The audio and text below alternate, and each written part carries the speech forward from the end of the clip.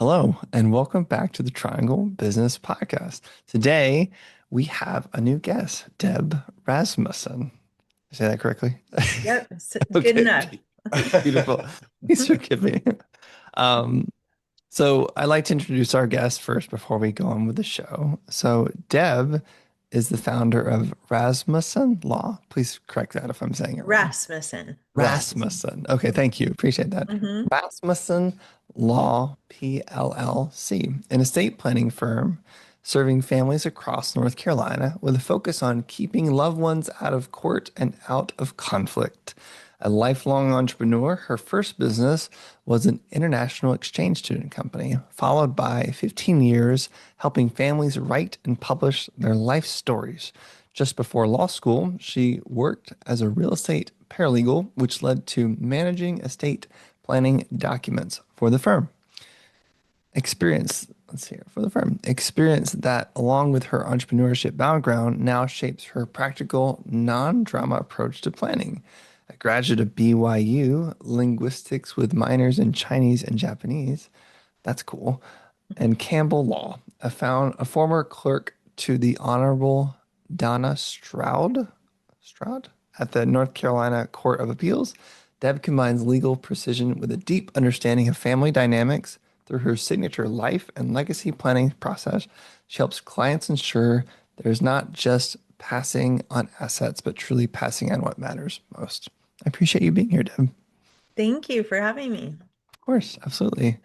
So, Scott, I'll throw it to you for the first question to kick off this episode. Yeah.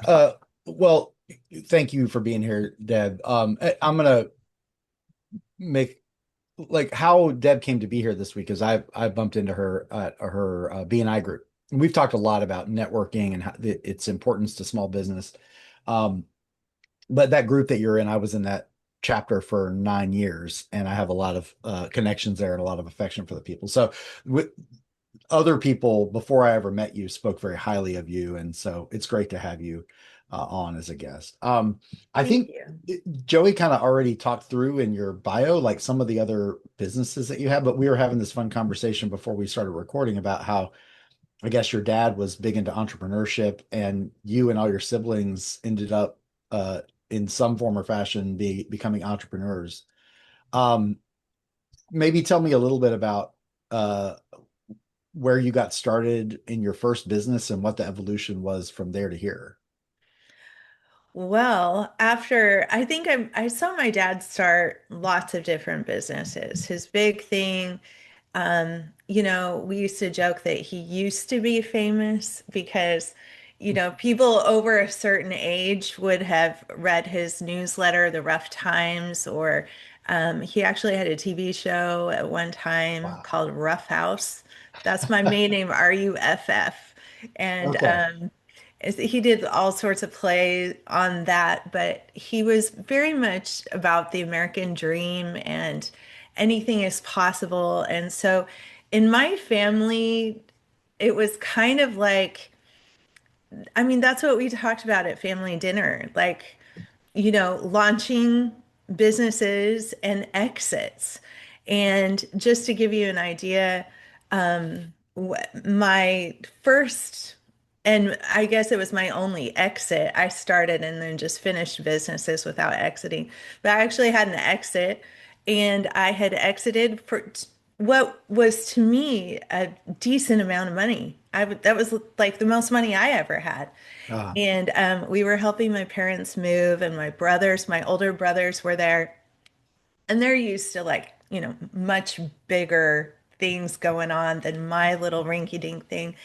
And they said, "Hey, did you hear how much Deb got for her business?" And they like yelled the number across the room so everybody heard it. And one of my brothers said, "Oh, that's so cute." oh, So there was a cute amount of money, and then there was like lots of money in my family. But my dad he would support us with whatever our entrepreneurial things. I'd write several business plans for him before I ever got any funding for anything.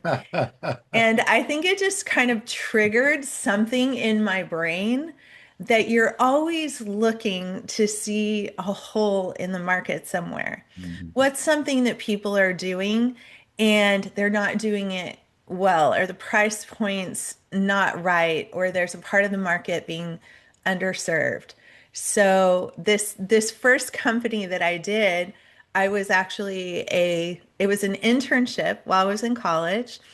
I was a Chinese major, and then I served a mission to Japan, but then came back to BYU trying to finish my Chinese degree with just Japanese in my head. And it was creating problems. And talking to the powers that be, they said, well, let's send you back to China so you can kind of raise the level of your Chinese again. And let's put you in an environment where you have to use Japanese too. And I ended up at this international school in Shanghai. And it was a Chinese run school. It wasn't like an American school. It was a Chinese, like communist run school, really with communist meetings and everything. It was very interesting.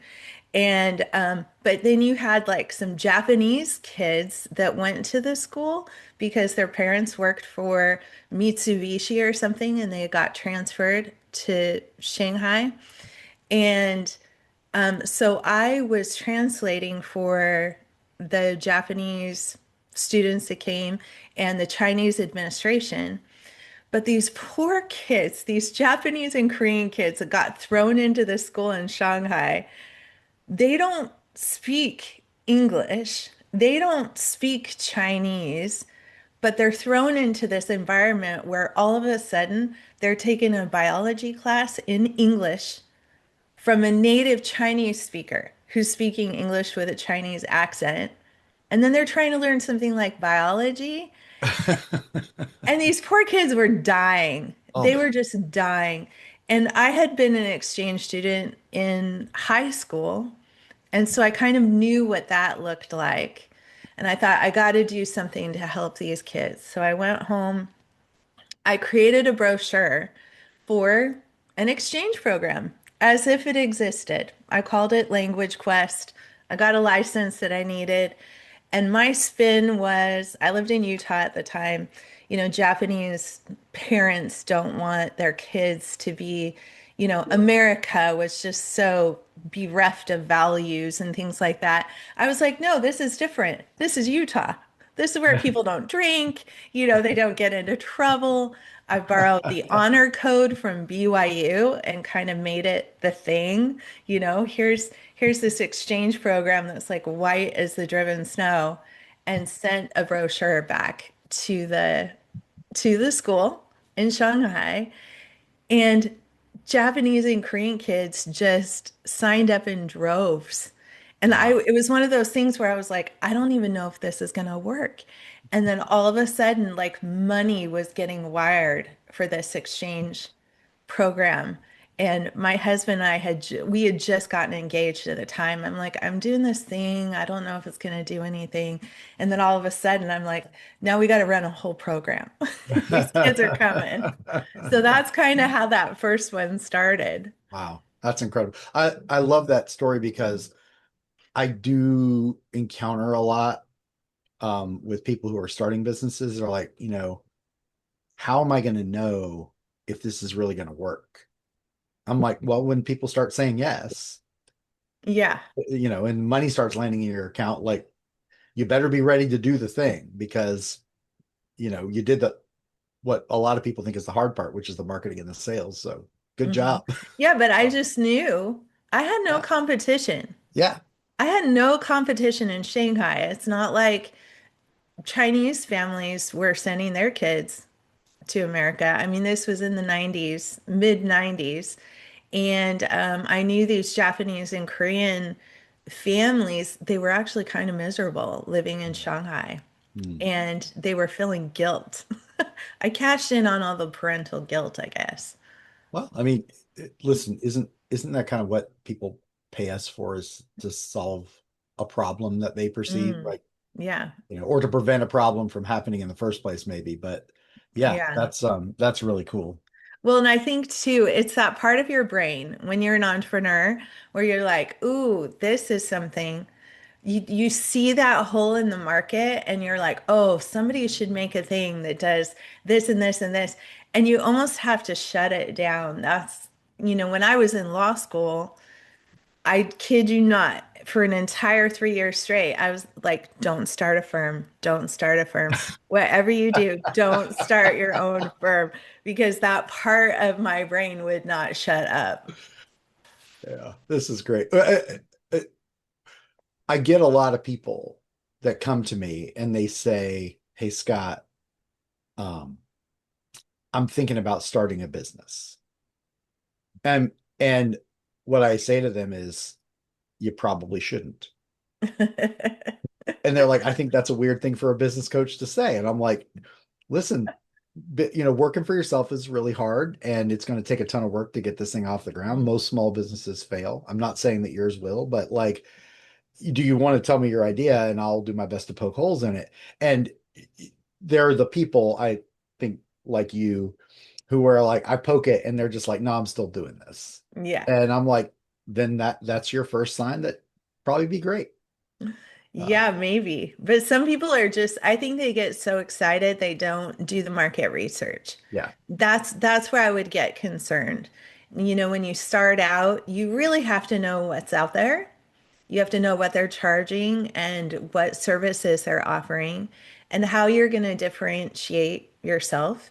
Or if you're just going to do the same thing that they're doing in a very underserved market and just be part of the solution. But that very first step, there's a lot of excitement around founding something.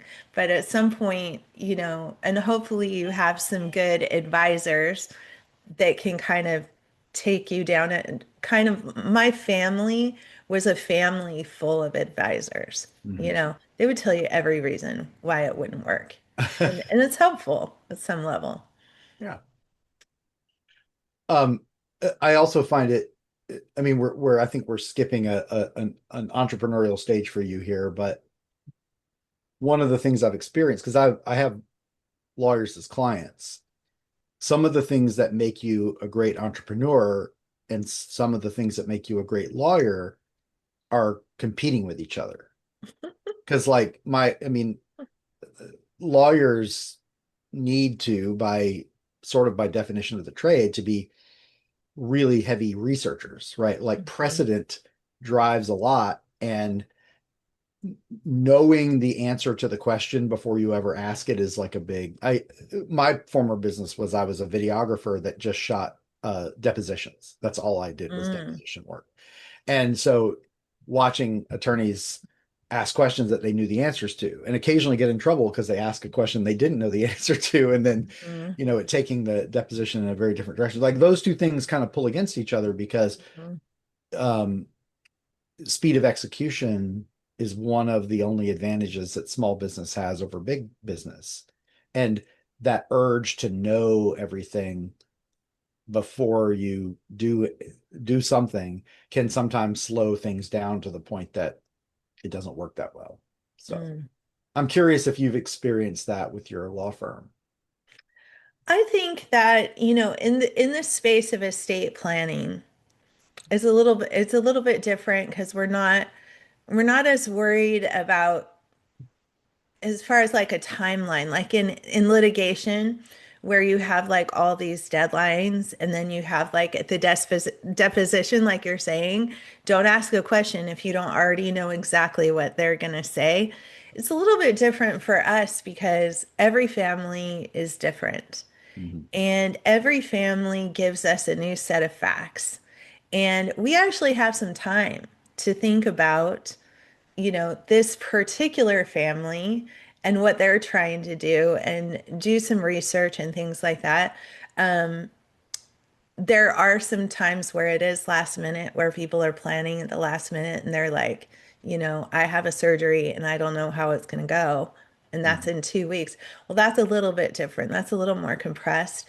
But I think one of the things I love about estate planning is we really get to consider the big picture. I think one of the things that we're up against more than anything is that it's seemingly simple to say who gets your stuff when you die. Just say who gets your stuff. you're done. You Right. shouldn't have to do anything else. And so, from the outside looking in, estate planning seems very simple, but there are so many little nuanced things that can go wrong, whether it's in the documents or with the people. Sometimes people are talking about their family, and I have to be very clued in to what is the energy around this person who they're talking about. They're talking about Stacy, and every time her name comes up, the eyes are rolling or whatever. And I need to ask, what is this swirling vortex around Stacy? And do we need to put some confidential documents in place in case she ever comes up with something that's going to challenge all this planning that's being done? But I also love it because even though it seems really simple on the surface, I learn stuff every day. Like that whole, I forget where they call it, where you're like at the height of ignorance and you feel really happy. And then at the depths of despair because you realize you didn't know everything that you thought you knew. Um, I feel like I learn things every single day. There is always something that is just a little bit different that we need to dive into to make the planning just right for this family. Never perfect because we're not perfect. We can't possibly know every little thing, but hopefully over time with our families, we will have something that remains just a well-suited plan for them. And we can stay with them through the life's changes, right? Because life doesn't stay the same. Whole Yeah. families change, the law changes, your circumstance changes, the business you have tied to your trust, maybe that changes, litigation, capacity, so many things change the dynamic. And then we have to look across everything and see how that, how the whole plan is a little bit different now. So for me, it's kind of the perfect balance. We talked before about just finding the right job and sticking with it for 40 years and how that seems really boring. I feel like my job is never going to be like that because every family I'm in front of is different. And we also have the legislature that's always going to keep changing things for us and keep us on our toes. And there's always things we're going to learn about estate plans that blow up. We have a running list. Every time an estate plan blows up and we hear about it and what happened, we can look back and see what we would do differently. How could that thing be avoided? So I think it's a really exciting area of law to be in. And I think it's great for someone who is up for the challenge and is a people person. It's really fun. I love estate planning, if you can't tell. I do, and you may have already answered it, but I have a question. I'll Okay. form it this way: is you said you enjoy talking about death and dying. Yeah. Most people avoid it. Why Mm. do you lean into it? Well, I think that's a really good question. And I think it again goes back to my family. I come from a very large family, and when I say very large, 14 children in my family. I'm number 12. Very big family, but before I was born, I had a brother, and when he was one of my brothers, he was 2 years old, he drowned in our pool. My parents were away out of town for a wedding, and the nanny was there. And so just horribly tragic what happened. Everyone was devastated. But it's kind of, I think, where my faith comes in and my belief in the afterlife. That we're here on this earth for a very good reason. We're here to be tried and tested and to learn and do all these things.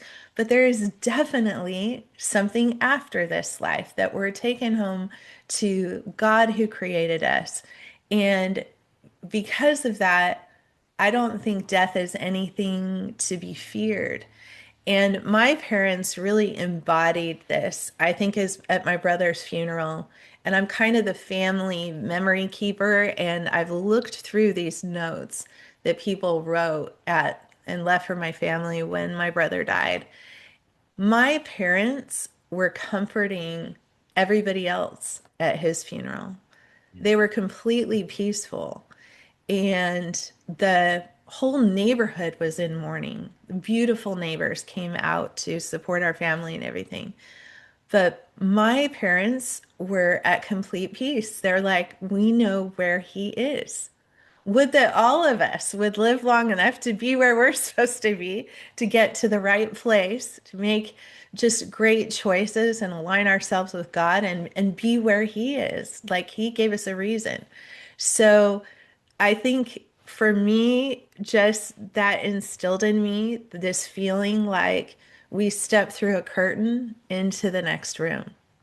Mm. And because of that, and you might think this is funny, but one of the things that we need to plan, the level to which we plan, is not just what happens if we die, but what happens if all of us die? Like me, my husband, and all of our descendants. And so I always set up this scenario. You and your spouse and all of your children are on a cruise ship together. And then all of a sudden, and then people think they know what I'm going to say next, but I say, then all of a sudden you are all taken up in the rapture at the same time. Okay. They're waiting for the ship to go down. I know. But if you think of everybody taken up in the rapture, you turn this tragedy into, for your family, it's the happiest day ever. You all went together. Now we just need to decide who is left on earth to take whatever's left. Let's just give a little something to the sad people on earth. And I think it takes kind of the sadness over that potential scenario that we need to work through. And I'll just say one more thing about that because I used to, at one point, we had a home that was like right next to the church. And I actually played the organ at funerals. And there were a lot of funerals. They called our congregation, it was like young people and very old people. And they called it newlywed and nearly dead. And we had a lot of funerals, and I would play the organ. And I observed, I thought it was really interesting. You could almost tell what people believed about the afterlife by how they were mourning. Like everybody's sad, but if you're beside yourself wailing, maybe you don't know what some of the rest of us think we know about what we have to look forward to on the other side. So I think that's part of it is that not only does it not scare me, death doesn't scare me, but also because we talked about it readily. Growing up, it's easy for me to talk about. And my mom said one time, she said, you know how we have like baby showers? We have a baby coming and we get so excited, we throw a party. She goes, what if it's like that on the other side when someone dies? They just can't wait to see this person. Like you finished Earth. Yay. And they have this little party on the other side. And I like to think about it that way. And it's from my parents. All credit to them. Beautiful. Yeah. I love that. I love your perspective on that. I'm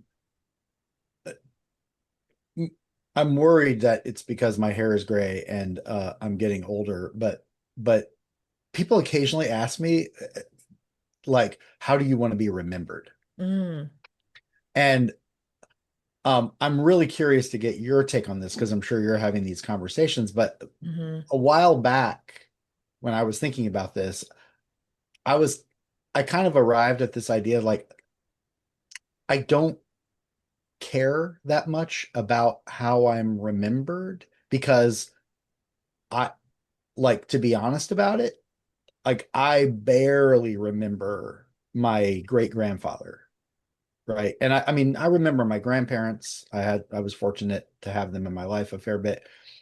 I remember seeing my great grandfather and I kind of remember what he looked like, but I don't remember anything about his personality. hmm And so I'm like, well, unless you're somebody pretty famous or pretty terrible, you're probably not going to be remembered for all that long anyway. I'm concerned only with my legacy. And I see that as being just like everyday interactions I have with people who will never, like people who I met last week might not remember me because it was just like I was in the grocery store line with them, or, I let them in traffic or whatever. But I think about like maybe they'll be nice to the next person in traffic, or maybe they'll not be nice to the next person. And so if I think of it that way, only about legacy, but I mean, I feel like you must be having these conversations all the time. Is there any common thread that you see and that kind of stuff? Yeah, I'll tell you, I'm super passionate about legacy, but I also think it is very much connected to being remembered. And all the time that I spent before helping families write their stories, I Mhm. think it was interesting because I spent all this time doing that and I really identified with it and really loved it. And it wasn't, and while I was working for another firm, clerking in the Court of Appeals, it never occurred to me to include my past life with my current life as a lawyer. But it wasn't until I started my own firm that I thought, oh my goodness, the stories, the lived experience of that people have, this is actually more important than $1 million that they leave behind to some beneficiary. And they've done studies like kids who know they know things about their parents' values. They know the stories from their family. They know what it means to be a Moore or to be a Rasmussen. Mhm. They know they feel some pride about who they are and the stock that where they come from. It gives them self-esteem. It helps them make better choices, and it helps them also continue those values to the next generation. Mhm. So, one of the things that we do now is our very last meeting. We have three meetings. The first where we do the planning, the second for the signing, and then the last meeting when we deliver all the documents. But we also bring out recording equipment and ask people about their stories and about their family. And we do a review meeting every 3 years. We bring out the recording equipment again. Over time, as we work with our families, hopefully we'll have a library of those recordings. And I think about it this way, that our life story, if I say I want you to sit down and write your life story, that's really overwhelming, right? But if I say, why don't you write down five experiences that you've had that really changed your life or your perspective in a big way, that really affected you, and then turn on your camera and start telling one of those. Well, that's doable, right? Or if you interview your oldest living relative and just ask them about their childhood, ask them who their hero is, ask them how they want to be remembered. These are things that are so easy to do. Every single one of us is a camera person with great audio with our phones, right? We can do that so easily. But to me, the thing that can be treasured more than anything is when you've written these stories down, when you've recorded them on some level.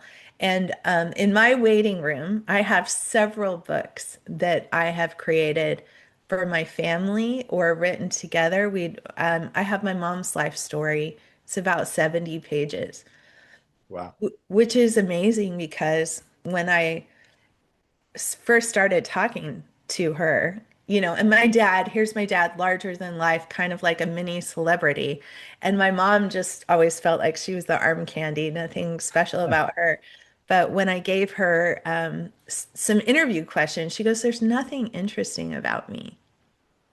I don't believe Well, it. once we started talking, and more of the details came out, we let the story run itself and then matched it with pictures wherever we could. And that seemed like the best way to do her story. But I think I treasure it. I treasure it more than any material thing that my parents could have ever given me is the stories that they left for me. And so that's something that we help our clients do. Even if that one little legacy interview we do with them is just like one little block in a quilt that might come together with other blocks. Maybe it's just one block or two blocks or whatever. And we all want to finish our quilts, right? We want the last say in who we really were. But really, we'll probably just create some blocks, and somebody after us might be able to put those blocks together into something.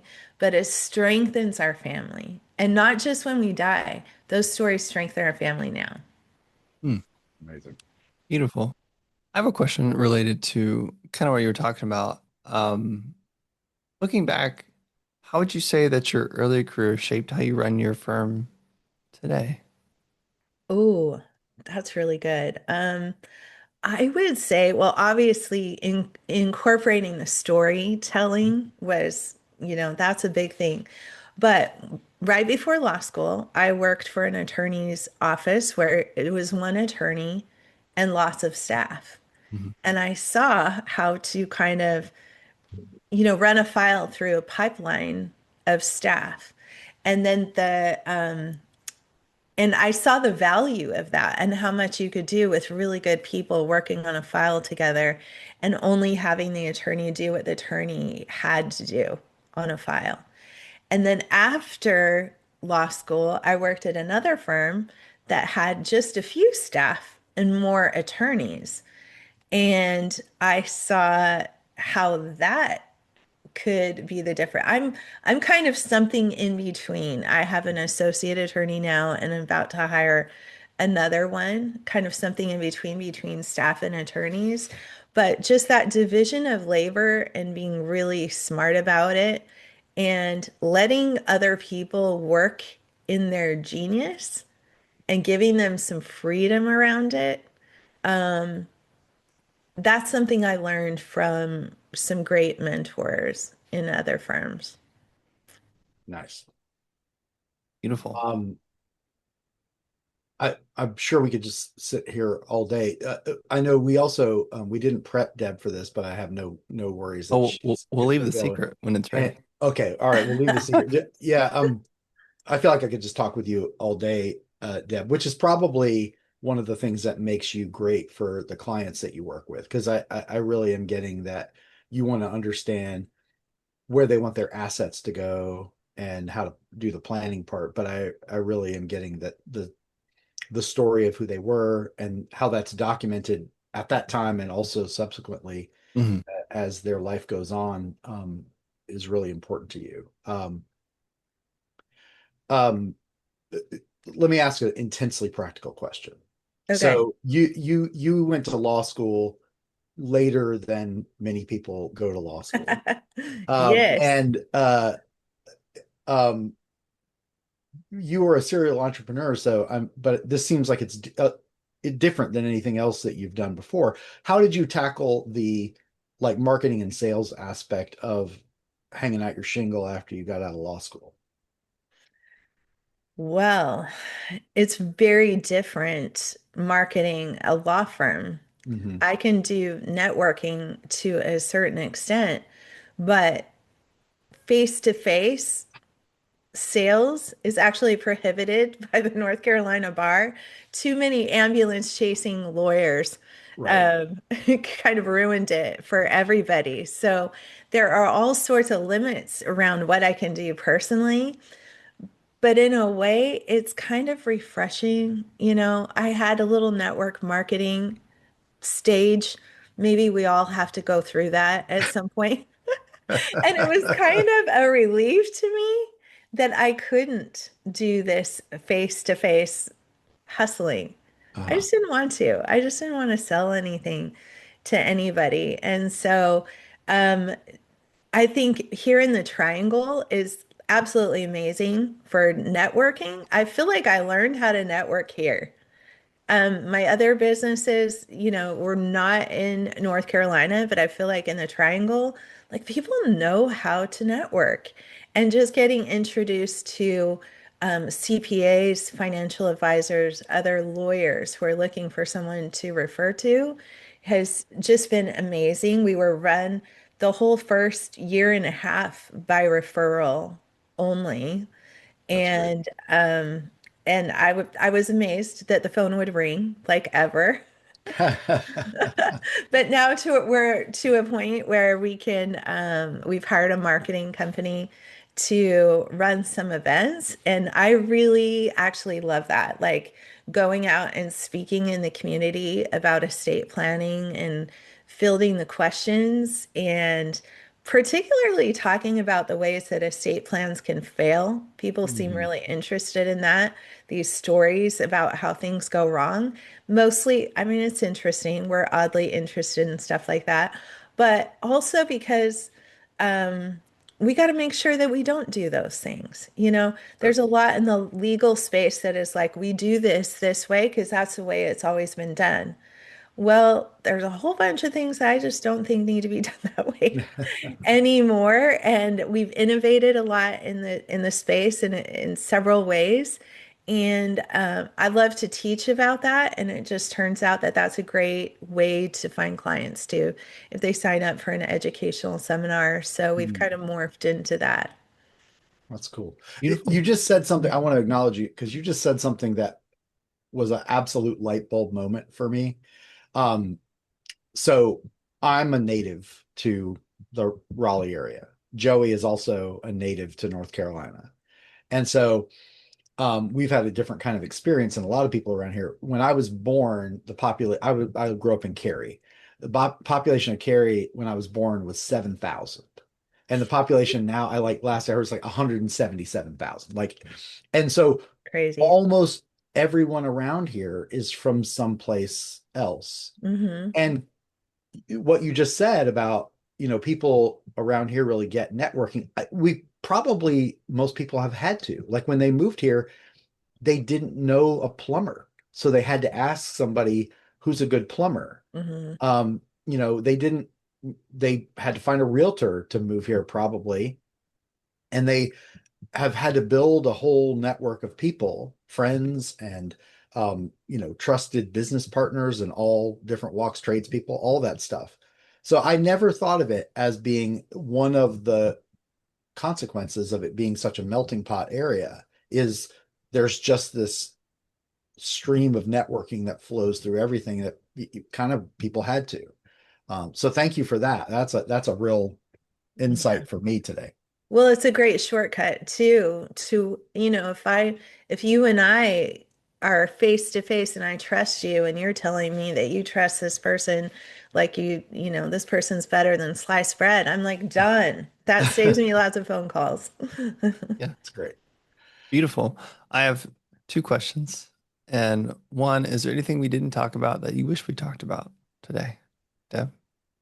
Well, I always love to talk about legal tech, but I think we would need like 5 more hours. I'm kind Okay. of a nerd. Okay. I love that. I'd love to hear about Well, that for sure. we will make sure that people know how to get a hold of you if you've already kind of positioned yourself clearly as an educator. And so we'll make sure people have your contact information because Absolutely.